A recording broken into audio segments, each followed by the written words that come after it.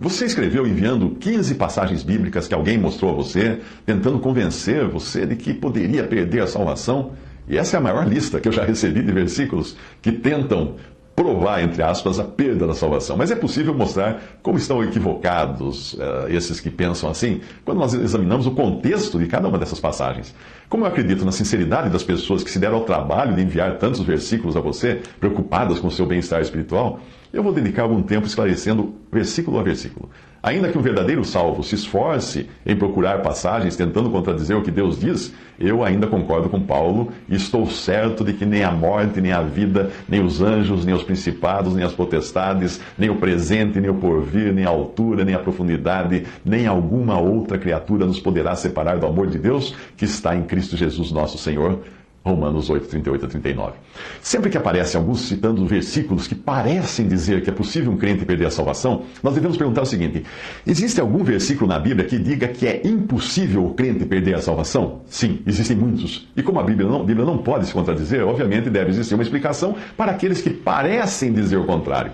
Esta é apenas uma e suficiente passagem que garante a salvação eterna. Está em João 10, 28 a 29. E dou-lhes a vida eterna e nunca hão de perecer, e ninguém as arrebatará da minha mão. Meu Pai que mas deu é maior do que todos, e ninguém pode arrebatá-las da mão do meu Pai. Você crê nisso? Então vamos aos versículos que você citou.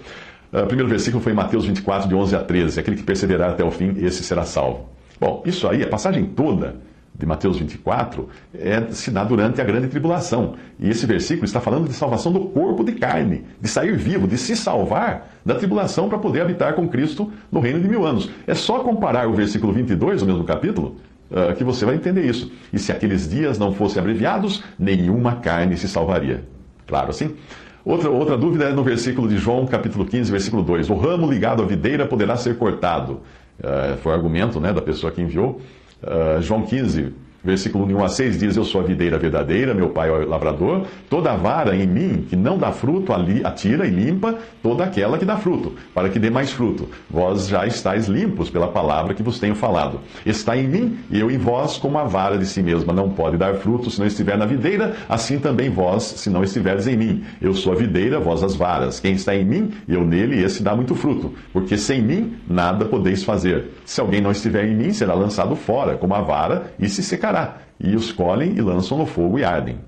Muito bem, o assunto aqui é dar ou não fruto, e ser ou não um testemunho para Deus. Se o assunto aqui fosse salvação por frutos, então entraria em contradição com Efésios, que diz que pela graça sois salvos por meio da fé, e isto não vem de vós, é dom de Deus, não vem das obras ou dos frutos, para que ninguém se glorie. Efésios 2, de 8 a 9. Portanto, não é de salvação que fala aqui, mas de frutos. A ideia de varas, no sentido de testemunho, é também usada por Paulo em Romanos 11, quando ele também fala de Israel ter sido cortado como testemunho e do risco da cristandade ser cortada como testemunho de Deus nesse mundo.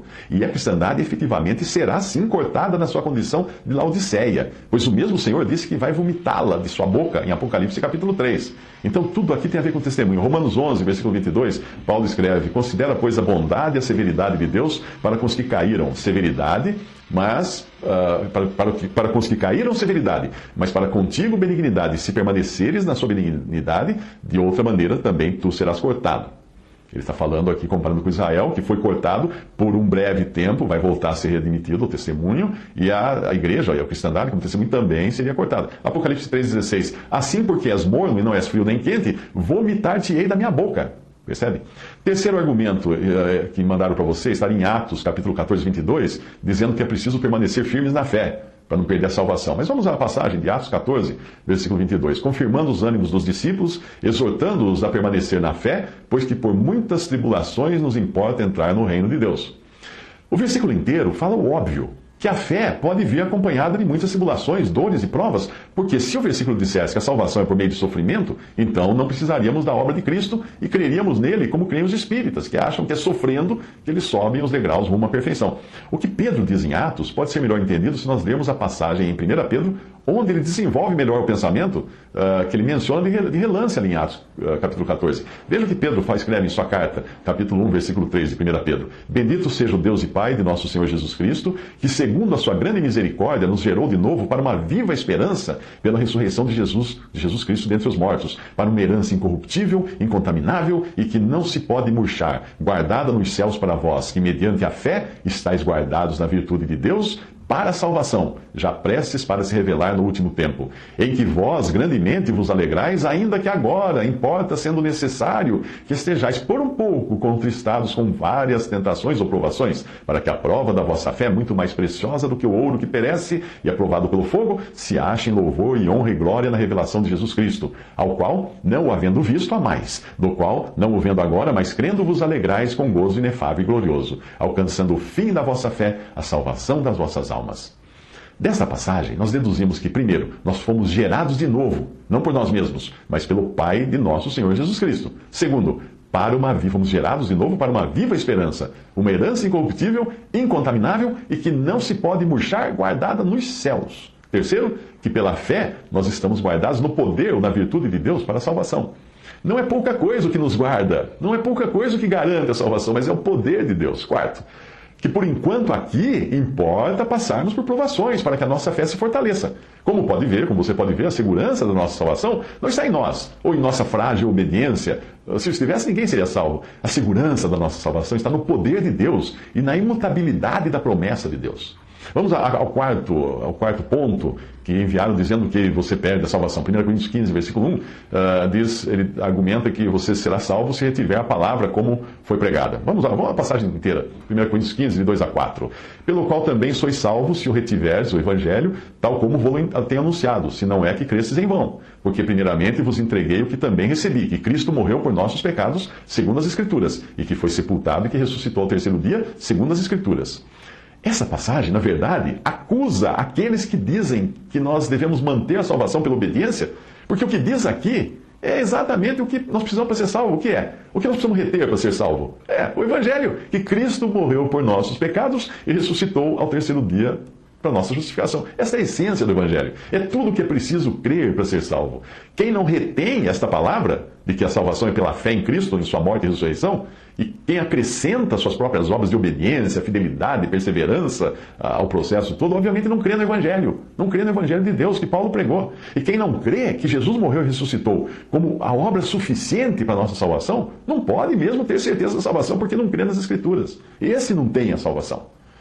Vamos ao quinto ponto, que argumenta de que em Colossenses 1, de 22 a 23, nós temos que ser inculpáveis e irrepreensíveis para permanecermos na fé. Colossenses 1, 21 a 23 diz o seguinte: A vós também, que noutro tempo eres estranhos e inimigos no entendimento pelas vossas obras más, agora, contudo, Cristo vos reconciliou no corpo da sua carne pela morte, para perante ele vos apresentar santos e irrepreensíveis e inculpáveis, se na verdade permanecerdes fundados e firmes na fé, e não vos moverdes da esperança do Evangelho, que tendes ouvido, o qual foi pregado a toda criatura que há debaixo do céu, e do qual eu, Paulo, estou feito ministro. É o mesmo caso da questão anterior. Se alguém não permanecer firme na fé de que a salvação só é possível porque antes nós éramos inimigos de Deus por causa das nossas obras más, e Deus nos reconciliou pela morte e ressurreição de Cristo para Ele, para Deus, não para nós mesmos, para Ele nos apresentar santos, irrepreensíveis e inculpáveis. Se alguém não permanecer nisso, obviamente não vai poder ser salvo.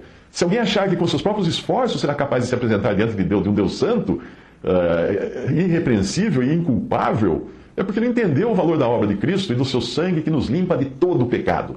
E, obviamente, não mover-se do Evangelho que Paulo pregou é permanecer crendo que a salvação está em tão somente crer que Jesus morreu e ressuscitou por nós, conforme a questão anterior que eu falei do Evangelho que Paulo pregava. A outra questão que foi levantada foi de 1 Timóteo 4, versículo 1. Nos últimos tempos, alguns apostatarão da fé, isto é, abandonarão a fé. Apostasia é o abandono da verdade. É importante ver o que o contexto todo diz para saber o que significa apostatar da fé. 1 Timóteo 4, de 1 a 3. Mas o Espírito expressamente diz que nos últimos tempos apostatarão alguns da fé, dando ouvidos a espíritos enganadores e a doutrinas de demônios, pela hipocrisia de homens que falam mentiras, tendo cauterizado a sua própria consciência, proibindo o casamento, ordenando a abstinência dos alimentos que Deus criou para os fiéis e para os que conhecem a verdade, a fim de usarem deles com ações de graças. Bom, aqui, apostatar da fé significa ouvir espíritos enganadores, doutrinas de demônios, seguir homens que colocam uma lista de regras a serem obedecidas, como proibir casamento, proibir alimentos. Mais uma vez, qualquer pessoa que siga regras para se salvar e não creia no puro evangelho de que Cristo morreu e ressuscitou, não é alguém que tem a salvação. É um mero professo ou professante, mas que nunca nasceu de novo. É um joio que é parecido com o trigo, mas não é trigo, está misturado. Esses, ao apostatarem, não perdem a salvação, simplesmente porque eles nunca tiveram a salvação. O sétimo ponto está em 1 Timóteo 4,16. A salvação depende de guardar a doutrina. Vamos à passagem toda, 1 Timóteo 4,16. Tem cuidado de ti mesmo e da doutrina. Persevera nestas coisas, porque fazendo isto te salvarás tanto a ti mesmo como aos que te ouvem. A expressão te salvarás não tem nada a ver com salvação eterna. Porque se tivesse, nós seríamos os nossos próprios salvadores. E seríamos salvadores dos outros, como Paulo fala aqui para Timóteo. Aí Paulo não teria dito ao carcereiro, crê no Senhor Jesus e será salvo, em Atos 16:31. Mas ele teria dito ao carcereiro, salve-se a si mesmo e será salvo. Seria muita ingenuidade alguém pensar que o texto aqui de Timóteo está dizendo que Timóteo poderia salvar-se a si mesmo e ainda salvar as pessoas que escutassem ele falar. Isso faria de Timóteo um salvador de si mesmo e dos outros. Qual é então o significado do verbo salvar aqui? Preservar-se de ser enganado e contaminado pelos mesmos falsos mestres dos quais ele fala no início do capítulo, que iriam impor uma série de restrições e regras e leis para os seus seguidores. Ser salvo das fábulas profanas e velhas, ou fábulas de velhas caducas, como fala outra versão. A exortação para Timóteo ler, exortar, ensinar, meditar essas coisas, ocupar-se nelas, ter cuidado da doutrina, tudo tem por objetivo mantê-los longe do engano, do erro, mantê-lo a salvo, ou salvando-se, ou preservando-se, mantendo-se a salvo também aqueles que escutam essas coisas. Manter-eles longe de escutar essas coisas. Vamos ao oitavo ponto, que foi alegado que 1 Timóteo 6,10 estaria dizendo que alguns se desviaram da fé, e aí seria uma perda da salvação. Vamos ao versículo. Porque o amor ao dinheiro é a raiz de toda espécie de males, e nessa cobiça alguns se desviaram da fé e se traspassaram a si mesmo com muitas dores. Muito bem, a passagem aqui não diz que perderam a salvação, mas que acabaram sofrendo muito por causa do seu amor ao dinheiro. Eu acredito que aqui o desviaram da fé tem o sentido de abandonar a comunhão por amor ao dinheiro. Mas também pode significar que nunca realmente tiveram a fé que salva, mas apenas a crença religiosa, pois acabaram confiando mais no dinheiro do que em Jesus. É possível alguém perder uma salvação que nunca teve? Sim. É possível um salvo perder a comunhão com Deus por amar as coisas desse mundo? Sim. É possível um verdadeiro salvo perder a salvação? Não, esse não. Vamos ao nono ponto, em Hebreus 2,3, diz que a salvação não pode ser negligenciada. Então vamos ler o versículo todo. Como escaparemos nós, se não atentarmos para uma tão grande salvação, a qual, começando a ser anunciada pelo Senhor, foi-nos depois confirmada pelos que a ouviram? Bom, isso é óbvio. Como alguém escapará se negligenciar a salvação? Não escapará. Como alguém pode negligenciar a salvação? Não ouvindo o Evangelho, pois é exatamente o que está dizendo ali. A qual, começando a ser anunciada pelo Senhor, foi-nos depois confirmada pelos que a ouviram. Simples assim. Agora o 10º ponto, Hebreus 3,6, que é se guardarmos firmes até o fim. Muito bem, vamos ao versículo, Hebreus 3,6. Mas Cristo, como filho sobre a sua própria casa, a qual casa somos nós, se tão somente conservarmos firme a confiança e a glória da esperança até o fim. A pergunta a ser feita aqui é a seguinte: e quem me fará conservar firme a confiança e a glória da esperança até o fim? A resposta está em outra passagem, 1 Coríntios 1, versículo 8. O qual vos confirmará também até o fim, para seres irrepreensíveis no dia de nosso Senhor Jesus Cristo. É aí a resposta. E 1 Tessalonicenses 3, de 12 a 13, também. E o Senhor vos aumente e faça crescer em amor uns para com os outros e para com todos, como também o fazemos para convosco, para confirmar os vossos corações, para que sejais irrepreensíveis em santidade diante de nosso Deus e Pai, na vinda de nosso Senhor Jesus Cristo com todos os seus santos. Vamos agora ao 11º ponto, que supõe que podemos perder a salvação, que está em Hebreus 3, de 12 a 13, dizendo ali que a exortação faz-se necessária diante da possibilidade de algum irmão endurecer o coração e cair no pecado. Isso foi o que alegou a pessoa que escreveu para você, que mandou essa lista. Hebreus 3, 12 a 14, vamos ver o versículo. Vede, irmãos, que nunca haja em qualquer de vós um coração mau e infiel para se apartar do Deus vivo. Antes, exortai-vos uns aos outros todos os dias, durante o tempo que se chama hoje, para que nenhum de vós se endureça pelo engano do pecado, porque nos tornamos participantes de Cristo, se tivermos firmemente o princípio da nossa confiança até o fim. Bom, vale aqui a mesma observação que eu fiz na questão anterior. E eu acrescentaria uma pergunta. Alguém que confie em sua própria fidelidade e perseverança para manter-se salvo, está realmente com o seu coração confiando no Deus vivo ou está confiando na sua própria força, nos seus próprios esforços, na sua própria fidelidade? Está ciente de que Cristo pagou por todos os seus pecados lá na cruz? Ou acha que ele só pagou os que ele cometeu até sua conversão, ficando os pecados seguintes por sua própria conta? Ou então se ilude achando que não irá mais pecar depois de ser convertido? E se não vai mais pecar, para que ele precisaria do advogado de 1 João, capítulo 2, versículo 1? Meus filhinhos, estas coisas vos escrevo para que não pequeis. E se alguém pecar, temos um advogado para com o Pai, Jesus Cristo justo. Eu enxergo pessoas que duvidam da fidelidade e poder de Deus para conservá-las salvas, como se fossem aquelas pessoas que se sentam ao lado de um motorista extremamente habilitado e experiente e transformam a viagem num pesadelo, agarrados no painel do carro, pisando no assoalho a todo momento como se quisessem frear. Isso é falta de confiança em quem realmente está na direção. Aquele que nos salvou é quem nos conserva salvos. 12º ponto, alegando que Hebreus 6,4 diria que é impossível renovar os que, uma vez iluminados e alcançados pelo dom celestial, de forma deliberada caírem no pecado. Mas esse versículo é um clássico usado pelos que duvidam da salvação eterna. O que eles não percebem é que a carta aos Hebreus foi escrita para ex-judeus que haviam passado a confessar o cristianismo, mas muitos deles nem mesmo eram convertidos. É por isso que a carta traz diversas vezes a expressão melhores, ao tentar mostrar que eles não deviam voltar atrás para o judaísmo, fazendo justamente o que os cristãos legalistas de hoje tentam fazer, colocando uma lista de regras como condição necessária à salvação. Mas vamos à passagem de Hebreus 6, de 4 a 6. Porque é impossível que os que já uma vez foram iluminados, provaram o dom celestial, se tornaram participantes do Espírito Santo e provaram a boa palavra de Deus e as virtudes ou poderes do século futuro e recaíram, sejam outra vez renovados para arrependimento, pois assim quanto a eles, de novo crucificam o Filho de Deus e o expõem ao vitupério. Você percebe que isto poderia ser dito de qualquer judeu que tenha vivido nos tempos de Jesus? Para uma pessoa que foi iluminada, e Jesus, a luz do mundo, estava andando aqui, que provou o dom celestial, e Jesus era a dádiva de Deus entregue aos homens, que se tornou participante do Espírito Santo, não diz que ele recebeu o Espírito Santo, mas desfrutou do Espírito Santo, da companhia do Espírito Santo, que provou a palavra de Deus e as virtudes ou poderes do século futuro, e isto são os milagres que Jesus fazia aqui. E recaíram? Em nenhum momento diz que essas pessoas creram, mas apenas que foram privilegiadas por todas essas coisas. Foram curadas de enfermidades, comeram os pães e peixes multiplicados milagrosamente, viram poderes que só serão vistos no futuro, quando Cristo vier reinar, etc.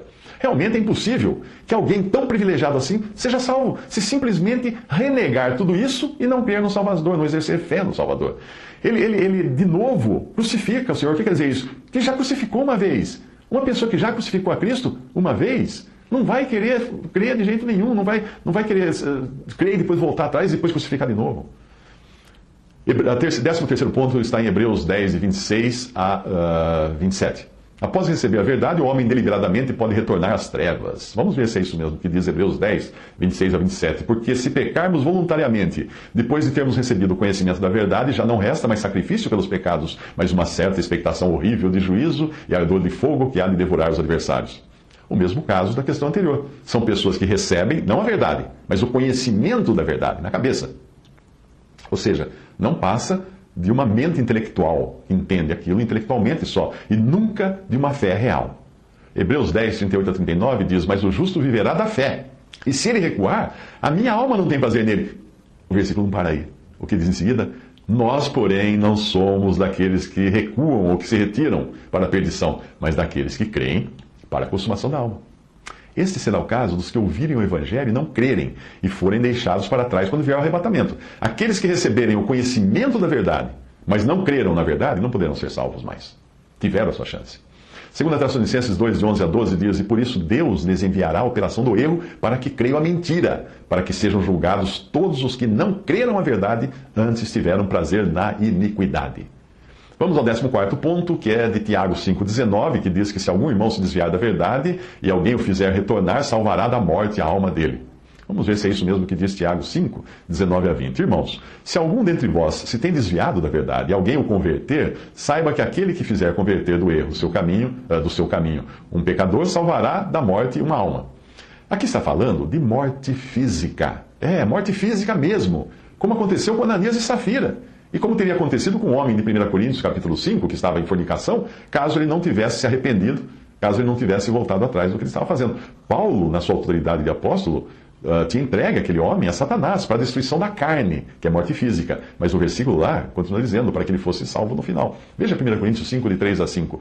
Eu, na verdade, ainda que ausente no corpo, mas presente no espírito, já determinei como se estivesse presente que o que tal ato praticou, em nome de nosso Senhor Jesus Cristo, juntos vós e o meu espírito, pelo poder de nosso Senhor Jesus Cristo, seja entregue a Satanás para a destruição da carne, para que o espírito seja salvo no dia do Senhor. Essa morte, morte física.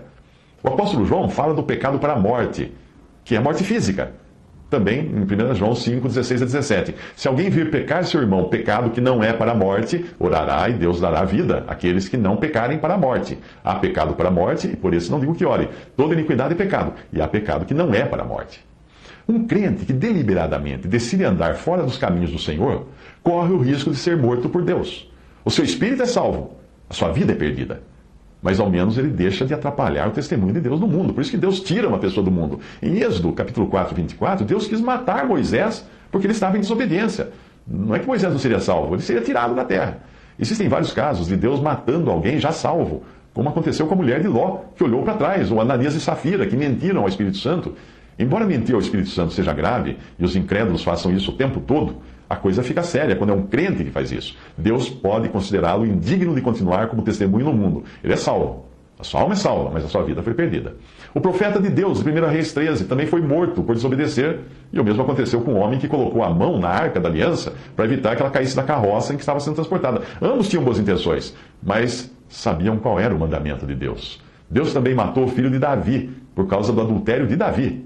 Evidentemente a criança estava salva. Isso gerou, o adultério tinha gerado um péssimo testemunho aos olhos dos inimigos de Deus. 2 Samuel 12, 14. Todavia, porquanto com esse feito deste lugar sobremaneira aqui, com esse feito, Davi, deste lugar sobremaneira aqui os inimigos do Senhor blasfemem, também o filho que te nasceu certamente morrerá. Essa foi a palavra do profeta quando ele foi a Davi repreendê-lo por seu pecado.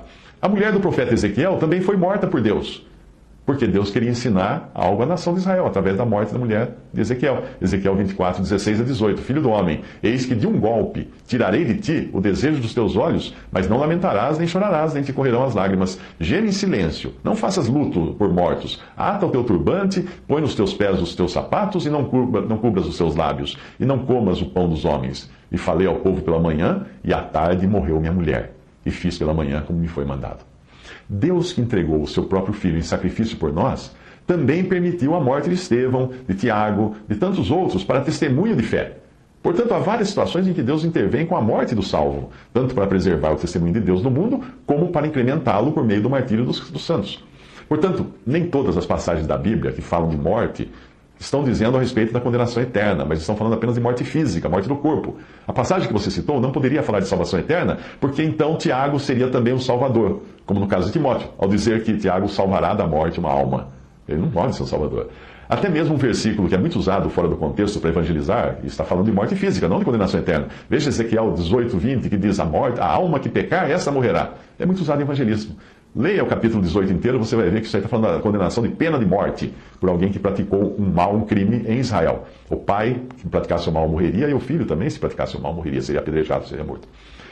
Vamos ao 15º argumento de que nós supostamente poderíamos perder a salvação. Está em Apocalipse 2,10, quando diz que a fidelidade deve ser contínua até a morte. Vamos ao versículo, Apocalipse 2,10. Nada temas das coisas que hás de padecer, eis que o diabo lançará alguns de vós na prisão, para que sejais tentados, e tereis uma tribulação de 10 dias. Ser fiel até a morte, e dar-te-ei a coroa da vida. A coroa da vida não é a salvação, mas é um galardão. Existem 7 coroas na Bíblia, que nos falam de galardão ou recompensa dos salvos. Portanto, como você pode ver, nenhuma das passagens que você enviou e recebeu dessa outra pessoa fala de perda da salvação, de um verdadeiro salvo perder a salvação. Ou elas falam de perda da comunhão, ou elas falam de preservação da vida, ou mesmo de se preservar ou de se salvar do erro, mas não de perder a salvação. Eu fico surpreso com tanta gente insistir na perda da salvação, quando o desejo de Deus é salvar e não querer que nenhum se perca. Se nós perdêssemos a salvação, então nem mesmo poderíamos dizer que a temos. Pois aí estaríamos pecando pela presunção de nos considerarmos bons e fiéis e perseverantes o suficiente para mantê-la.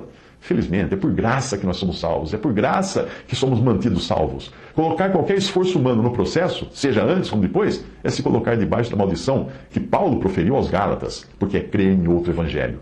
Em Gálatas 1, 6 a 8, maravilho-me de que tão depressa passasseis daquele que vos chamou a graça de Cristo para outro evangelho, o qual não é outro, mas alguns que vos inquietam e querem transtornar o evangelho de Cristo, mas ainda que nós mesmos ou um anjo do céu vos anuncie outro evangelho além do que já vos tem anunciado, seja anátema, seja maldito.